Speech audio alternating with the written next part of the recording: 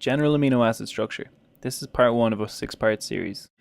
The aim of this segment is to produce 3 generic amino acid backbones from the components of the model kit. Step A. Prepare the 3 parts of the generic amino acid.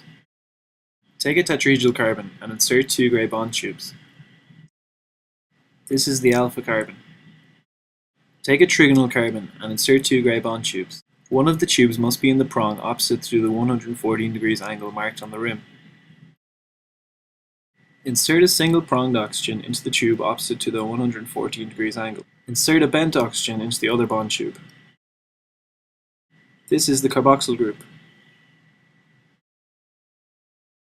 Take a trigonal nitrogen. This is the amino nitrogen. In step B, you will fit the carbonyl double bond within the carboxyl group.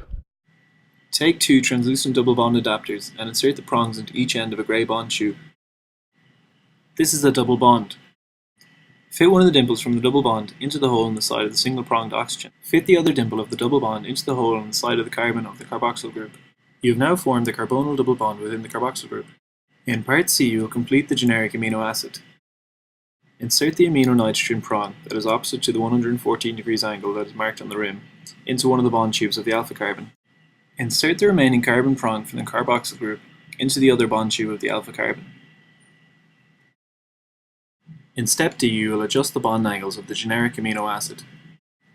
Hold your amino acid so the 2 unused prongs of the alpha carbon are touching the bench. Rotate about the bond between the alpha carbon and the carboxyl carbon, so that the bent oxygen with the free prong is on the left and the carbonyl double bond is on the right. The structure should sit flat with the nitrogen pointing upwards.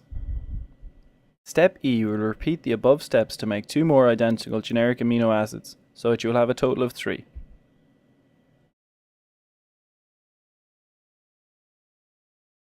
In the next segment, you will create a tripeptide with peptide pseudo double bonds.